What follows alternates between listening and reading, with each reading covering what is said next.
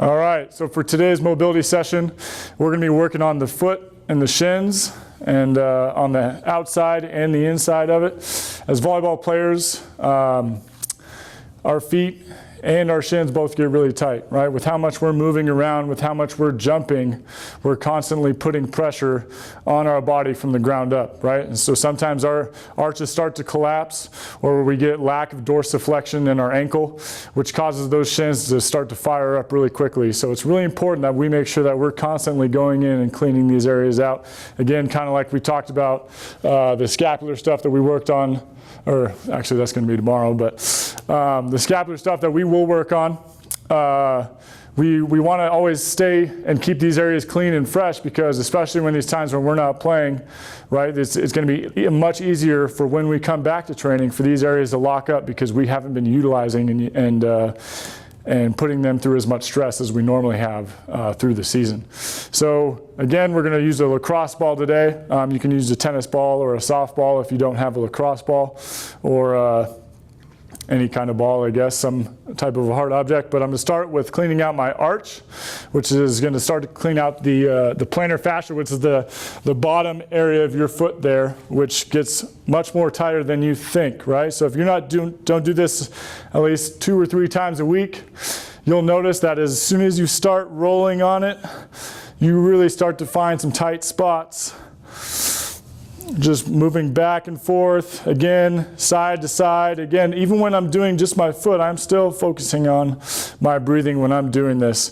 Looking and kind of hunting around for tight spots in that fascia. And then again, when I find one, smashing into it and not just kind of doing, the jive over the ball, right? So it's really important to make sure that we're not just rolling back and forth over these muscle fibers, but you're actually smashing into them and helping them loosen up. That way you get more fluid movement throughout the day. So again, you can go in here for probably 2 to 3 minutes per foot is a good idea. But just rolling back and forth, again, finding those tight spots.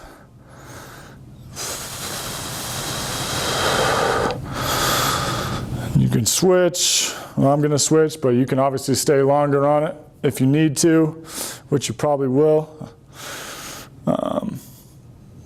Always hunting around for, just those good spots. But this is something you can do if you're cooking dinner for your family, or just sitting around, or even doing homework or reading a book or whatever. There's always time to mobilize and stretch. Especially when it's snowing outside and there's going to be 11 inches for 4 days, and you got nothing to do. So if you're just going to sit around, you might as well mobilize and stretch and help the body loosen up and make sure that you're ready to go when it's time to do some outside work, which we will hopefully be doing next week. So after you clean up your plantar fascia, we're going to go ahead and come down to the ground and sit down, and we're going to start first working on the outside of our shin right here. And so you have this ankle bone right here, and so I'm going to put the ball right outside that ankle bone, and I'm going to kind of put all my weight in that area, and you'll notice it's kind of got like a little avenue right there between your tendons that's going to be easy to smash into and work your way up. And most volleyball players, like we said, will be super tight in this area. And maybe you have loosened up a little bit just naturally because we haven't been competing as much. But if you've been working out at all, any athlete, this area starts to tighten up quite a bit. Especially if you're running at all, you'll start to notice you get some shin splints, which can be a pain, right? If you don't get those in the while they're early onset injury, and you let them keep and you prolong the wait to actually to rehab them, the longer it's going to take you to get that pain to go away and subside. So I'm just slowly working up. Mine are actually pretty tight as well. But again, keep focusing on the breathing. Can't stress that enough. And you can sit on a spot for 20 to 30 seconds, and it's not hard to feel when it starts to loosen up.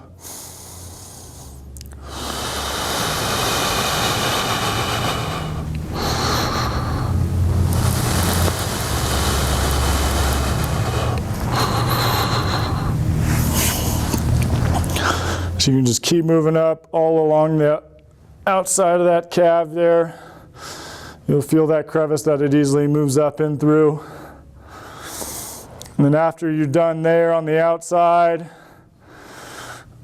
you can come back in here, and I'm literally going to take the ball and find the same, or the opposite opposing ankle bone right here, and I'm going to find the same area here in this ankle, right? So same thing with how much force our feet and our ankles take from landing all the time on that hard surface, right? When we're putting so much force to jump off of it, we're going to get the exact same force or even more coming back down from the ground. So it's putting a lot of stress on these small bones down here and tendons, which is going to cause them to tighten up real easily.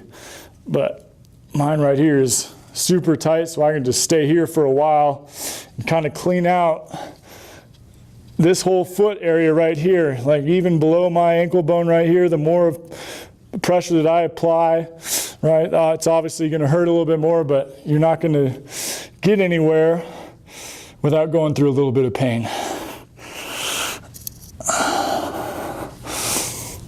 So again, moving all around there. It's that good kind of pain, at least the kind that I like to feel, but trust me, if you do this, if you're mobilizing for at least 10 to 15 minutes a day, you're definitely gonna start to notice the difference as long as you're doing it continuously.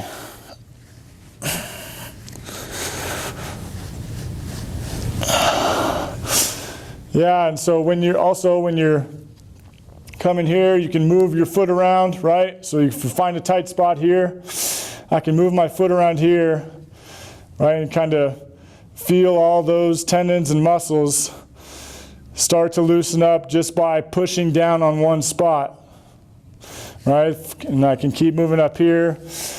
Again, find a tight spot, move around, and that's when you're really going to get that deep release in those areas, because you're starting to find those deep crevices that you wouldn't find if I'm just leaving my foot kind of in this base position here. So that's another good way to do that.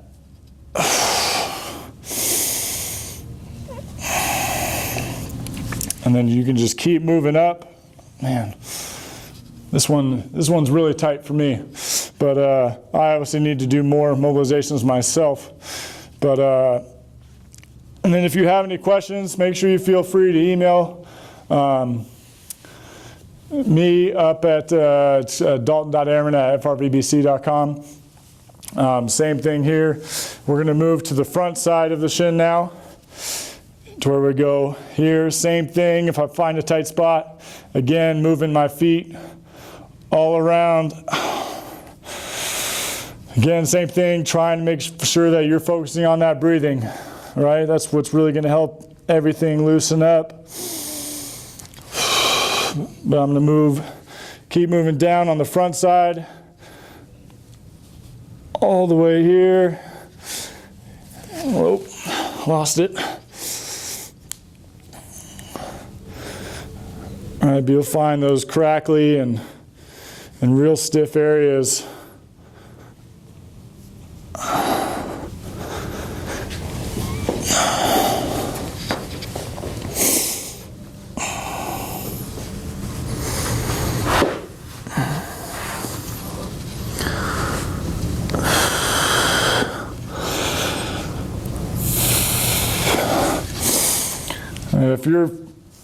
If you feel good enough to where you can't apply enough pressure with your hand, feel free to kind of come on top of the ball here. Man, this one feels really good.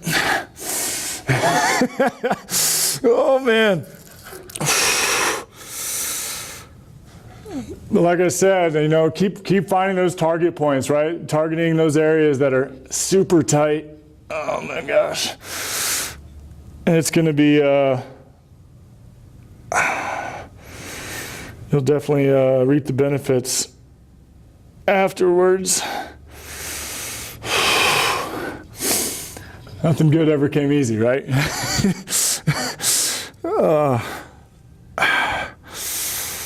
But yeah, you can just keep moving down, up and down, cross-sectioning it, right? Going back and forth.